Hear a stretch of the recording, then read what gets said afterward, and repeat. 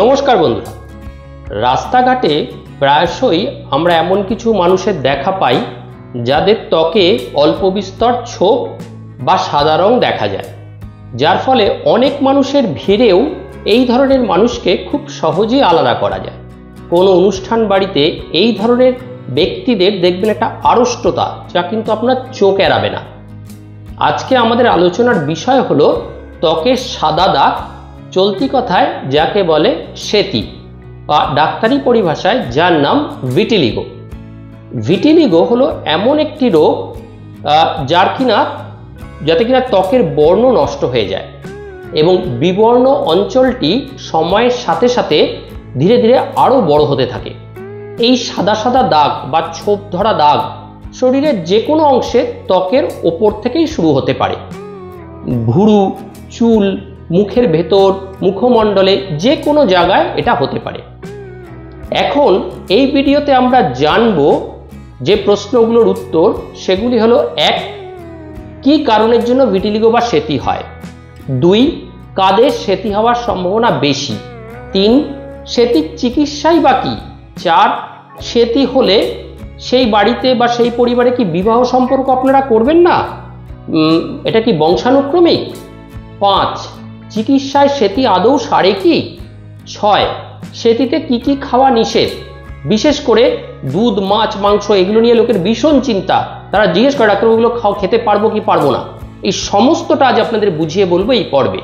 নমস্কার, আমি ডক্টর অনুপম Sinha, general physician, proctologist ও lifestyle modifier. এই পর্বে আপনাদের হোস্ট, আর আপনারা দেখছেন আপনাদের নিজেদের ইউটিউব চ্যানেল ডক্টর অনুপম হেল্পফুল।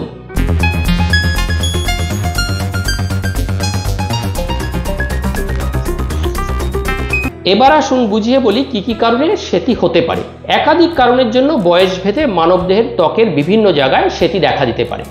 সেগুলো সম্পর্কে আমরা নিচে একটা ডিটেলস আলোচনা করলাম, তাতে আপনারা একটা সম্যক ধারণা পাবেন। কারণ এই রোগে, এটা তো একটা সামাজিক স্টিগমা, আমরা ভালো চোখে দেখি না, অতএব এই রোগটা সম্বন্ধে ভালো ধারণা থাকা খুব দরকার। ভিটিলিগোর কারণ: প্রথমত, মানবদেহের ত্বক বা চুলের রং একটা পিগমেন্ট, রঞ্জক কণা মেলানিন দ্বারা নির্ধারিত হয়। যখন মেলানিন উৎপাদনকারী কোষগুলো মারা যায় বা কাজ করা বন্ধ করে দেয়, তখনই চামড়ার ওপর ভিটিলিগো বা সেতি দেখা যায়।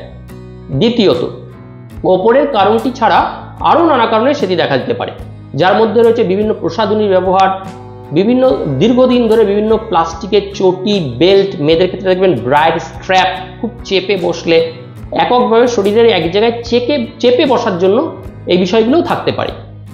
ভিটিলিগো সব ধরনের মানুষকে কিন্তু প্রভাবিত করতে পারে, তবে বাদামি বা কালো ত্বকের মানুষ যারা আমরা এশিয়ানদের, এটি আরো বিশেষভাবে স্পষ্টভাবে পরিলক্ষিত হয়। এটা অবশ্য জীবননাশক বা সংক্রামক, একজনের থেকে একজনের ছোঁয়াছো কুষ্ঠের মতো নয়, কিন্তু তবু এর সাথে ওই যে বললাম, মানুষের বিভিন্ন রকম কুসংস্কার জড়িত। এই রোগটির সমাজে একটা প্রভাব আছে যা আপনাকে স্বাভাবিকভাবে একটা চাপে ফেলে রাখবে, একটা সবসময় কুণ্ঠাবোধ, অস্বস্তিবোধ, আর যা থেকে হতে পারে আপনার নিজের সম্বন্ধেও নিজের একটা খারাপ বোধ বা অস্বস্তি তৈরি বা সংকোচ। এখন একথা মনে আসতে পারে যে হঠাৎ করে আমাদের শরীরে মেলানিনের অভাব আরম্ভ হয় কেন? এ প্রসঙ্গে বলে রাখি যে মেলানিনের কি কারণে অভাব হয় তার সঠিকভাবে একদম এটাই কারণ, এভাবে বলার মতো কারণ কিন্তু আমরা এখনো পাইনি বা এখনো আমাদের কাছে অজানা। তবে নিম্নলিখিত কিছু বিষয়ের সম্ভাব্য কারণ হতে পারে বলে মনে করা যায়। নাম্বার 1, এটি একটা অটোইমিউন অবস্থা। অটোইমিউন অবস্থা সম্বন্ধে বইয়ে লেখাই আছে যে এর কোনো ব্যাখ্যা নেই। এই পরিস্থিতি আপনার শরীরের নিজস্ব ইমিউন সিস্টেম নিজের শরীরের মেলানোসাইট কোষগুলোকেই বহিরাগত কোষ ভেবে আক্রমণকারী হিসেবে ভুল করে বসে। ফলে আপনার শরীরের প্রতিরোধ ব্যবস্থায় এই মেলানোসাইট কোষগুলোকে দেহের কিছু কোষ শত্রুভাবে ধ্বংস করা আরম্ভ করে, যার ফলে আপনার শরীরে এবং ত্বকে এবং একটা বিরূপ প্রতিক্রিয়া সৃষ্টি হয় এবং সেতির উৎপত্তি হয়। Number 2, genetic mutation. Genetic mutation হল আপনার শরীরের ডিএনএর ভেতরে কিছু রাসায়নিক পরিবর্তন, যা আপনার মেলানোসাইটের কাজকে প্রভাবিত করতে পারে। প্রায় 30টিরও বেশি জিন ভিটিলিগো হওয়ার সাথে কিন্তু যুক্ত আছে বলে মনে করা হয়, তাই বংশানুক্রমিক কিন্তু সেটি হতেও পারে। 3, স্ট্রেস। শারীরিক বা মানসিক চাপের প্রভাবে মেলানোসাইট কোষগুলোর উপর পড়ে। যদি কোনো রকম শারীরে আঘাত পান বা চাপ, এই পরিস্থিতি কিন্তু আরও ব্যাগতিক ঘটায় এর ফলে মেলানোসাইট রঞ্জক উৎপাদন কিন্তু কমে যেতে পারে। 4, পরিবেশগত প্রভাব।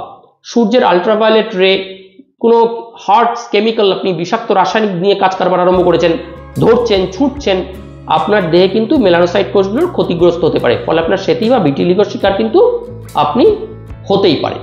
তাহলে মোটামুটি কারণগুলো আমরা জানলাম। এবার হচ্ছে কাদের মধ্যে ভিটিলিগো বা সেতিতে আক্রান্ত হওয়ার সম্ভাবনাটা বেশি। ভিটিলিগো প্রথমেই বলে দিয়ে আক্রান্ত হওয়ার কোনো নির্দিষ্ট বয়সই নেই, নারী পুরুষ নির্বিশেষে যে কোনো মানুষের কিন্তু এই রোগটি হতে পারে।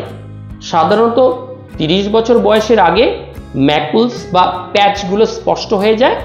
আর আপনি যদি কোনো অটোইমিউন ডিজিজ বা অ্যাডিসন রোগ টোগ এগুলো থাকে, তাহলে কিন্তু সেক্ষেত্রে ভিটিলিগোর সম্ভাবনা আরও বেড়ে যায়, আরও আগেও কিন্তু স্টার্ট হতে পারে। তাহলে এবার বলি সেতি বা ভিটিলিগোর লক্ষণ, যে দেখে বোঝা যাবে লক্ষণগুলো কি। ত্বকে প্রকাশ পাওয়া যে কোনো সাদা দাগই কিন্তু সেতি নয়, তবে সেতির ক্ষেত্রে তা প্রাথমিকভাবে মুখ, বাহু, হাত, শরীরের খোলা জায়গা, যৌনাঙ্গের চারপাশের অঞ্চল, নিতম্ব সহ শরীরের যে কোনো জায়গায় ত্বকে বিক্ষিপ্ত ছোট ছোট দাগ হিসাবে কিন্তু ফার্স্টে দেখা দিতে পারে, যা ভিটিলিগোর প্রাথমিক লক্ষণ হিসাবেই আমরা ধরি। এটা একদম যখন আরম্ভ হচ্ছে রোগ। এছাড়া অনেক সময় দেখবেন দুটি চোখের মাঝখানে, মাথার চামড়ায়, চোখের ভ্রুতে, দাড়িতে এটা শুরু হতে পারে। দাড়ি বা চুল ফ্যাকাশে হয়ে যায়। অনেক সময় মুখ ও নাকের মিউকাস মেমব্রেনের রঙের প্রলেপ উঠে যেতে পারে মুখের ভেতরে, এইসব জায়গাগুলোতে অনেক সময় ঠোঁটের ভেতরেও হয় কিন্তু। এবার এই বিভিন্ন লক্ষণ এবং বিভিন্ন জায়গার উপর ভিত্তি করে সেতির আমরা একটা প্রকারভেদ ক্লাসিফিকেশন ডাক্তাররা করেছি, সেটা একটু না জানলেও চলবে, তা একটু শর্টে বলে দিই। মানবদেহের তীব্রতা এবং ধরন এবং স্থায়িত্বের ভিত্তিতে ভিটিলিগো বা সেতিকে অনেক রকম প্রকারে ভাগ করা হয়েছে। যখন শরীরের কোনো এক অংশে জাস্ট একসাথে সাদা সাদা দাগ দেখা যাচ্ছে, তখন অনেকাংশে অনেকটা জায়গায় দেখা যাচ্ছে, অনেকটা জায়গায় সাদা সাদা দাগ সারা শরীরে দেখা যাচ্ছে, তখন এটা জেনারেলাইজ বা সাধারণ ভিটিলিগো। এগুলো সাধারণত সব একসাথেই লক্ষণগুলো বাড়তে থাকে। আবার যদি শরীরের কোনো এক পাশে বিবর্ণতা বা অল্প একটা লক্ষণ এখানে হয়তো একটু দেখা দিল বা এখানে একটু দেখা দিল, এটা সেগমেন্টাল, সাধারণত অল্প বয়সে শুরু হয়, 1-2 বছর থাকার পর আবার এটা বন্ধ হয়ে যেতে পারে। আবার যখন কোনো শরীরের একটিমাত্র অঞ্চলে সীমাবদ্ধ, ধরুন একটা হাতে বা পায়ে বা কোনো একটা, এটা লোকালাইজড ভিটিলিগো। আবার শুধুমাত্র যদি হাত বা মুখের ওপর এই অসুখটি থাকে, তাকে বলে অ্যাক্রোফেশিয়াল ভিটিলিগো। আবার আক্রান্ত কলাকোষের উপর ভিত্তি করেও আমরা সেটিকে কয়েক ভাগে ভাগ করেছি। এগুলো সবই বলছি কিন্তু একটু ডাক্তারি পরিভাষা, একটু জেনে রাখা আর কি। মিউকোজাল এই রকমের ভিটিলিগো, নাক, মুখ, যৌনাঙ্গ, এই শ্লেষ্মা ঝিল্লি যেগুলো মিউকাস মেমব্রেন আছে, মিউকোজাল ভিটিলিগো। ট্রাইকোম প্রথমে বর্ণহীন, পরে সাদা বুলিশ তৈরি হয়, সেখান থেকে ত্বকে হালকা পিগমেন্টেশনের শুরু হয়। তাহলে মিউকোজাল, ট্রাইকোম 2 নম্বর ট্রাইকোম, আর 3 নম্বর হচ্ছে সার্বোজেনিস, পুরো সারা শরীরে ছড়িয়ে গেছে। বিরল জাতির রোগ, বিরল একটা প্রকৃতির ভিটিলিগো, শরীরের ত্বকের প্রায় 80% অঞ্চলেই ছড়িয়ে যায় রোগটা। তাহলে এবার ভিটিলিগো সবই তো বুঝিয়ে বলেন না, তো চিকিৎসা কি? শক্তি বলতে কি, ভিটিলিগো নির্দিষ্ট কিন্তু কোনো সুনির্দিষ্ট চিকিৎসা পদ্ধতি নেই, এটাই হচ্ছে আসল কথা। আসল কথা হলো এই এমন একটা জিনিস, ঠিক চিকিৎসা করার ঠিক নাগাল পাওয়া মুশকিল, কারণ সেটি থেকে জীবনহানির ঘটনা একেবারেই নেই, এটা মনে রাখুন ফার্স্টে, জীবনহানি হবে না আপনার। তবে আমরা কর্টিকোস্টেরয়েড, ট্রপিক্যাল জানুকাইনেজ ইনহিবিটর, র্যাক্সোলিটিনিভ, পিগমেন্টের গতি হ্রাস করার ক্যালসিনুরিন ইনহিবিটার্স, এগুলো ইউজ করা হয়। যদি এটা ঠোঁট বা নাকের ডগা পর্যন্ত ছড়িয়ে যায়, তাহলে অটোলোগাস মেলানোসাইট ট্রান্সপ্ল্যান্টেশন এগুলো করা যেতে পারে। গুরুতর সমস্যার ক্ষেত্রে হালমলি স্কিন ড্রাফটিং চালু হয়েছে। আর মানসিকভাবে যদি ভেঙে পড়েন, কাউন্সিলিং। তবে বর্তমানে সেটি চিকিৎসার জন্য বেশ আরও কতগুলো অ্যাডভান্স থেরাপি চালু হয়েছে। ফটোথেরাপি, এটা হলো এমন একটা চিকিৎসা পদ্ধতি যা আপনার ত্বকের রং ফিরিয়ে আনতে সাহায্য করে। এক্ষেত্রে সূর্যের অতিবেগুনি রশ্মির ultraviolet red band, light band বিভিন্ন ফ্রিকোয়েন্সিতে আপনার ত্বকে নির্দেশিত মেডিকেল গ্রেড লেজার সহ অল্প সময়ের জন্য ব্যবহার করা হয়। আপনার ত্বকের ওপরের ফলাফল বোঝার জন্য আপনাকে বেশ কয়েকটি ফটোথেরাপি সেশন নিতে হবে, তবে আপনি এটা বুঝতে পারবেন। মুখে খাওয়ার কিছু ওষুধ, আলট্রাভায়োলেট, লাইট, PUVA একত্রিত করে ত্বকের বড় অংশে ভিটিলিগোর কিন্তু চিকিৎসা করা হয়। এটি মাথা, ঘাড়ের পেছনে, উপরের বাহু, পায়ের তলায় ভিটিলিগোর ক্ষেত্রে এগুলো কার্যকর কিন্তু। তবে পুরো প্রক্রিয়াটি অবশ্যই ডার্মাটোলজিস্টের পরামর্শ নিয়ে বা যারা স্কিন চিকিৎসা করেন তাদের তত্ত্বাবধানে করা উচিত। ডিপিগমেন্টেশন থেরাপি, এই পদ্ধতিতে এটা আবার ঠিক উল্টো প্রক্রিয়া। ভিটিলিগোতে আক্রান্ত ত্বকের অংশগুলির সাথে আপনার ত্বকের অন্য কালারকে মিলিয়ে দেওয়ার জন্য স্বাভাবিক রঙকে একটু ফিকে করে সমতা আনার চেষ্টা করা হয়, যে চট করে সেটির যে ডিপ সাদা দাগটা বোঝা না যায়। ডিপিগমেন্টেশন থেরাপিতেও মনোব্যঞ্জন ড্রাগস এগুলো দেওয়া হয়। আপনি আপনার ত্বকের পিগমেন্টেড প্যাচগুলি দিয়ে এই ওষুধটি প্রয়োগ করতে পারেন।